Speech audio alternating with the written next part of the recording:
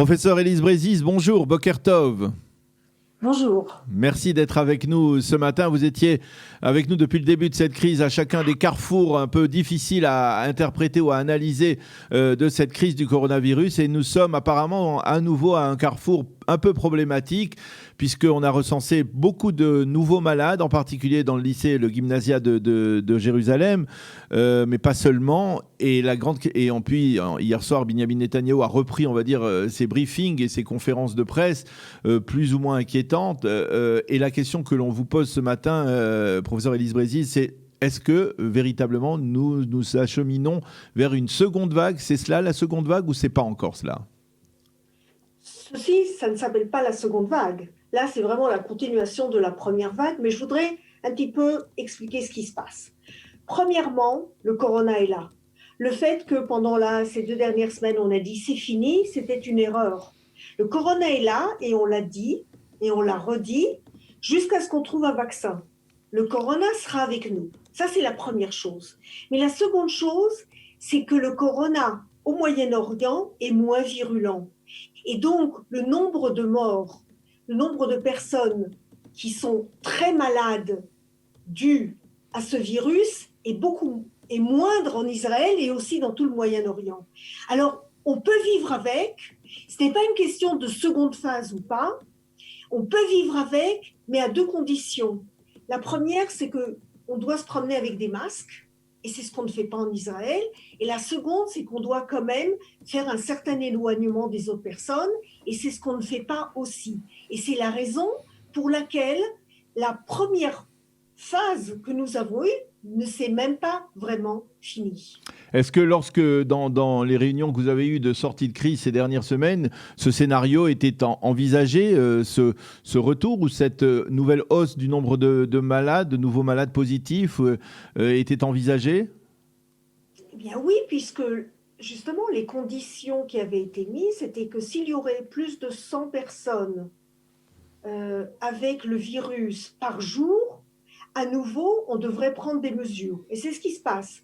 Mais c'est très intelligent que les mesures de confinement ne seront plus des mesures générales telles qu'elles étaient au départ. Oui, ça c'est important de le souligner parce que même au sein du ministère de la Santé, on a l'impression soudain qu'ils ont changé d'approche. Ce qui était incontournable au début de la crise, c'est-à-dire le confinement général, aujourd'hui c'est un confinement par région, par zone touchée. Absolument, mais c'est ce qui d'ailleurs aurait dû se faire beaucoup plus et plus tôt. Il faut aussi penser qu'il y aura un nouveau ministre qui est vraiment différent et certainement qu'à partir de maintenant, on n'aura plus du tout de confinement total. Mais il y a quelque chose de très intéressant qu'on vient d'apprendre cette dernière semaine. C'est qu'en fait, le problème dans l'économie n'est pas tellement dû au confinement lui-même, mais à l'incertitude due au virus. D'où le sait-on? Parce qu'en Suède, il n'y avait pas de confinement. En Suède, on avait laissé l'économie continuer à travailler. Mmh. Et pour le taux de chômage n'est pas du tout plus bas que celui d'Israël. Ah bon? C'est-à-dire, il n'y a pas eu... parce qu'effectivement, on a souvent donné cet exemple de la Suède, mais on avait l'impression que la vie avait continué son cours et qu'au niveau du travail, il n'y avait pas eu d'atteinte directe sur le marché du travail ou sur le marché économique. Alors, on regarde actuellement les données. Bon, évidemment, en Israël, c'est beaucoup plus élevé parce que tout le monde est allé au chômage directement. Donc, on a du 25%. Mais on va revenir, on sait très bien qu'on va revenir à peu près à 9-10%. Oui. Alors qu'en Suède, eh bien, le taux de chômage se trouve actuellement beaucoup plus élevé qu'il n'était au départ. Et l'explication, c'est que les gens, alors qu'on leur permet de continuer de vivre normalement, ne le font pas.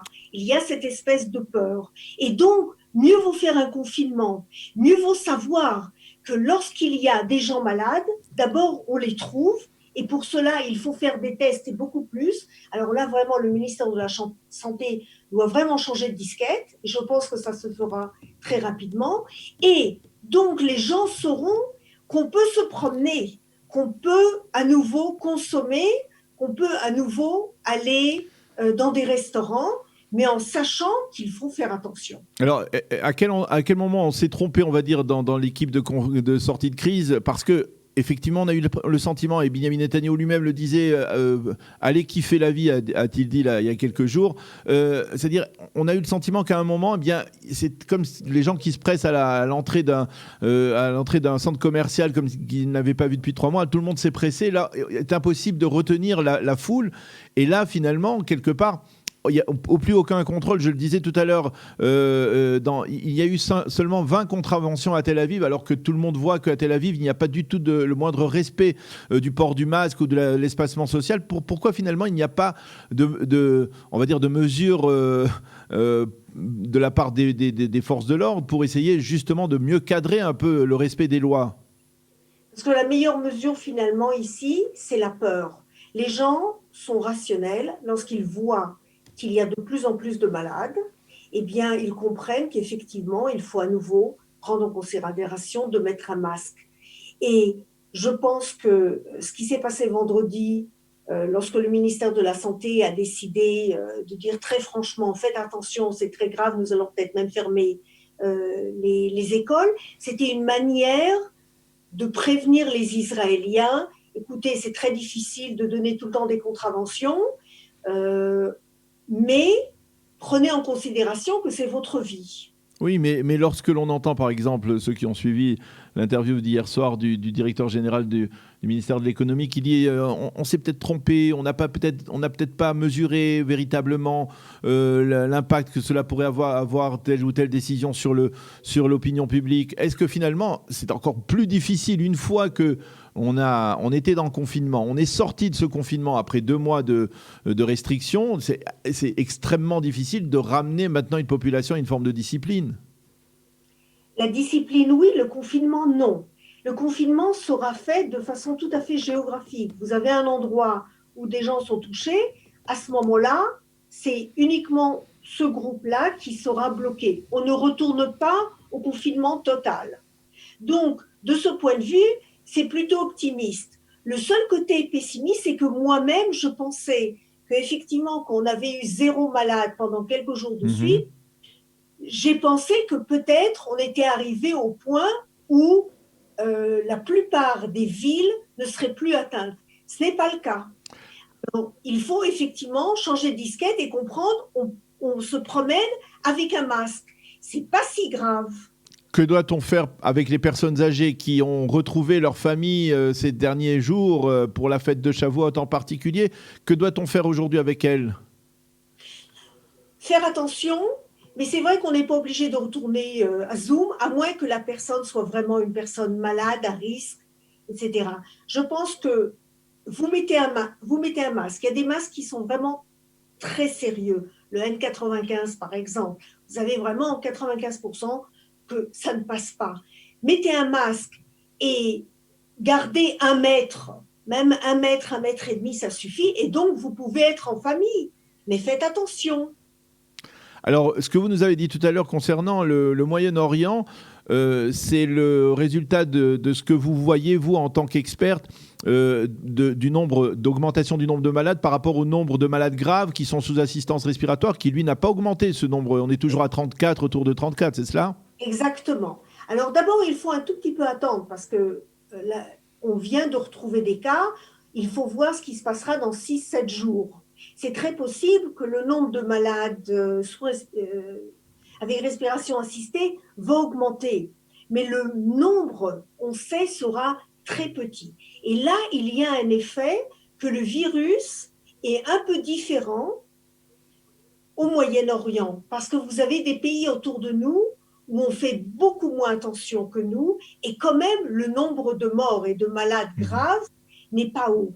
Donc, on comprend que le virus n'est pas le même lorsqu'il se trouve aux États-Unis, en Europe ou au Moyen-Orient. On ne sait pas pourquoi. Il y aura des recherches. Alors, je voudrais revenir à ce qui est, on va dire, votre spécialité, c'est-à-dire l'économie, puisqu'il y a eu aussi dans l'intervention de Benyamin Netanyahou hier soir, après, on va dire, la mise en garde sanitaire, il y a eu l'annonce de mesures économiques tout à fait étonnantes. Cette allocation qui a été attribuée aux employeurs qui ramèneraient leurs employés jusqu'à présent en congé sans solde et qui obtiendraient quelques 7 500 shekels par mois, dites-moi si je me trompe, par mois pendant les 4 prochains mois. loi pour encourager les gens à reprendre le travail, à revenir au travail et pour redoper, on va dire, le marché économique. C'est tout à fait inattendu. Pourquoi avoir attendu justement tant de temps? Pourquoi finalement n'avoir pas lancé cette initiative plus tôt? Ça aurait peut-être amené un peu de baume au cœur aux personnes qui sont en semi-chômage, on va dire. Vous savez, les économistes aussi ne sont pas parfaits. Du temps à comprendre le problème. On ne s'est pas vraiment rendu compte que le fait de mettre tout le monde au chômage tel qu'on l'a fait était peut-être un problème. On ne le sait pas, on devra vérifier, vous savez, au fil des années en faisant de la recherche. Mais cette idée de donner, c'est en fait un espèce de voucher, c'est-à-dire vous êtes un employé, vous n'êtes même pas obligé de retourner dans la compagnie dans laquelle vous avez travaillé. Vous allez chez quelqu'un d'autre, cette autre personne reçoit immédiatement ces 7500 shekels. Et étonnamment, je pense qu'on va très rapidement décider que l'économie, en fait, on voulait l'ouvrir déjà le 19 avril. Les gens qui ont repris des gens qui travaillaient chez eux à partir du 19 avril, alors qu'actuellement, c'est uniquement à partir du 1er mai. Je sais qu'il y a des discussions actuellement ce matin. Du 1er mai ou du 1er juin? Non, attendez. Le 1er mai, vous avez déjà 3500. 3500, c'est... Ensuite, vous avez 7500. Et ceux quand on a rouvert l'économie le 19 avril, le mois d'avril, pour l'instant, les gens ne recevaient rien. Je pense que ce matin, ça va être changé, puisque de toute façon, il y a eu un grand changement au ministère des Finances. On comprend que dépenser de l'argent pour des bonnes causes, c'est actuellement important. Et donc, ce qu'a dit Bahavad, c'est effectivement, il ne l'avait pas compris au début. Je me rappelle de discussions graves sur le fait que certains professeurs disaient « mais n'ayez crainte, ne regardez pas le déficit, il faut tout simplement donner plus de possibilités aux gens ». Ça a pris du temps. C'est ce qu'on voit actuellement, mais on est en train d'avoir une politique, d'essayer vraiment de faire baisser le chômage. Et néanmoins, malgré toutes ces bonnes décisions, je pense que le chômage fin 2020 ne sera pas moins que 8 à 10%. Ah oui, c'est ça, parce que je lis un titre dans le Israël Hayom de la Lishkat Statistika, l'Office national des statistiques, qui dit que même en essayant d'encourager le retour de ces employés, eh bien, on restera malgré tout avec un total, c'est-à-dire, je suppose, les salariés et les indépendants, autour de 1,750 000 chômeurs. C'est le titre des... Non. 1 700 000, c'est maintenant. C'est maintenant, oui. Oui, non. Mais 1 700 000, d'ailleurs, la dernière fois que je vous ai parlé, je vous ai donné ce chiffre de 1 700 000 parce que j'étais dans cette réunion avec le CBS, le bureau de statistique, et j'ai reçu ces données. 1 700 000, c'est maintenant. Il faut parler que maintenant, justement, les gens vont recommencer à travailler. Mais il y a certains secteurs qui n'arriveront pas et certains indépendants qui fermeront leurs boutiques, c'est évident. Combien en novembre, décembre, aurez-vous de gens encore qui ne travaillent pas? Eh bien, probablement 10% de la population restera encore au chômage ou n'aura pas retrouvé de travail. C'est grave, mais ce n'est pas un chiffre tellement terrible quand on regarde l'histoire de l'économie d'Israël. Et combien de temps il faudra avant de revenir à un taux qui ressemble à celui d'avant la crise, si c'est possible? Quand on aura trouvé un vaccin. Quand on aura trouvé un vaccin. Eh bien, je crois qu'on a bien compris. Merci beaucoup à nouveau, professeur Élise Brézis, de nous avoir expliqué à chaque fois si clairement et si limpidement toutes ces mesures et ces développements qui peuvent intervenir. Merci d'avoir été avec nous ce matin. Bonne journée, à bientôt. Bonne journée à tout le monde. Au revoir.